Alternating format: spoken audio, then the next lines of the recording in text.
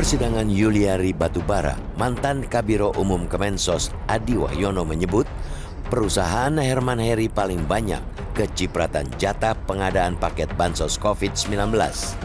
Adi Wahyono saat itu juga sekaligus pejabat pembuat komitmen proyek pengadaan bansos COVID-19.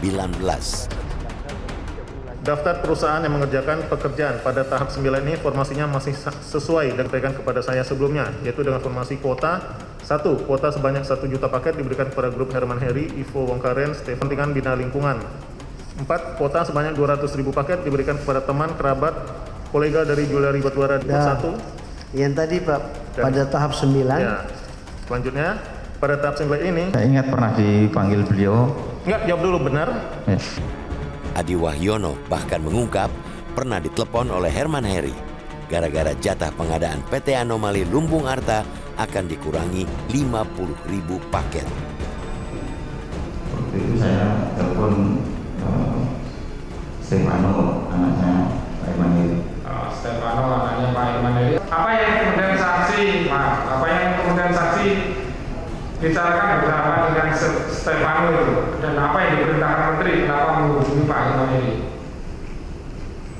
Ya saya ingin tahu aja kejadian itu seperti apa. Mungkin beliaunya yang di Jakarta lebih tahu informasinya. Apa kemudian saudara selain menghubungi Stefano itu kemudian nomor telepon telepon Stefano tersebut kemudian disampaikan kepada Herman Heri? Dan saudara ngomong gitu, bersama dengan Herman Heri bercakap-cakap pada saat itu? Jadinya ya karena sudah terjadi ya siap-siap aja. Siap-siap apa maksudnya? Siap-siap menanggung risiko Pak. Oke. Ada nggak kemudian, pertanyaan saya belum dijawab, pada saat saudara menghubungi Stefano dan nyambung dengan Stefano, apakah kemudian telepon tersebut kemudian diberikan kepada Pak Herman Heri sehingga pada akhirnya saudara berbicara dengan Pak Herman Heri sendiri?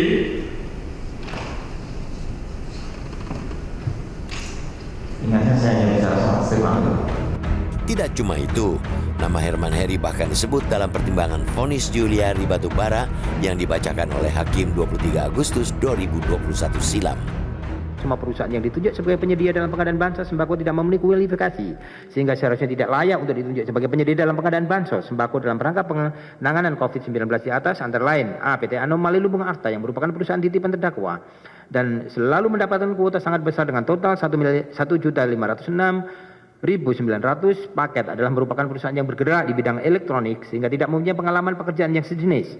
Demikian juga perusahaan afiliasinya seperti Yunatama Fodia Kreasindo yang memperoleh kuota 1.613.000 paket, PT Famindo Metakomunika yang memperoleh kuota 1.230 paket, dan PT Tara Optima Primago yang memperoleh kuota 250.000 paket, sedangkan PT Dwi Mukti Group yang merupakan perusahaan milik Herman Heri yang diklaim oleh saksi Ivo Wongkaren sebagai perusahaan penyuplai sembako bagi PT Anomali Lumbung Arta dan perusahaan afiliasinya tersebut juga merupakan perusahaan yang bergerak di bidang elektronik. Namun anehnya, dalam persidangan perkara suap Yuliari Batubara, Herman Heri sama sekali tidak pernah dihadirkan. Namun politisi PDIP ini sempat diperiksa oleh KPK pada 30 April 2021 dan membantah terlibat dalam pusaran korupsi tersebut. Bang Herman, bener soal bansos, Bang Herman? Bagaimana? Soal bansos? Bener, Bang? Ya, soal klarifikasi apa yang menjadi opini media. Oke, pertanyaan tadi ada berapa pertanyaan, Bang? 3 pertanyaan saja. 3 pertanyaan. Apa aja itu, Pak, yang Ya, dipertanyakan? seputar saya sebagai Komisi 3 dan peran saya di perusahaan saya. Terima kasih, Pak Herman. Indonesia Corruption Watch menyebut tidak semestinya KPK menutup-nutupi fakta persidangan yang sudah begitu gamblang.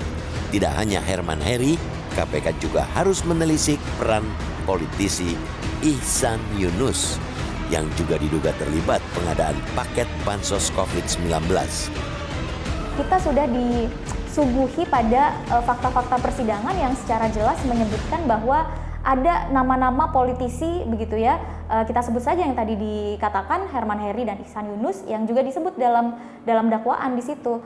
Misalnya Herman Heri yang afiliasi perusahaannya disebut menerima sekitar 7,6 juta paket bansos pada saat itu, demikian juga Ihsan Yunus 4,6 juta paket bansos, sehingga bagaimana tindak lanjut atau progres begitu ya pembuktian atas dugaan keterlibatan itu.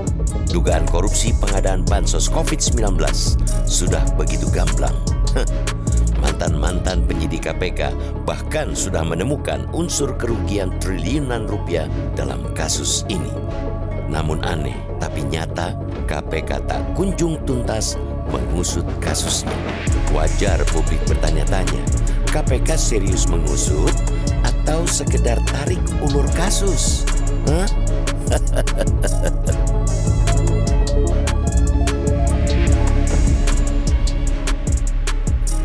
Metro TV.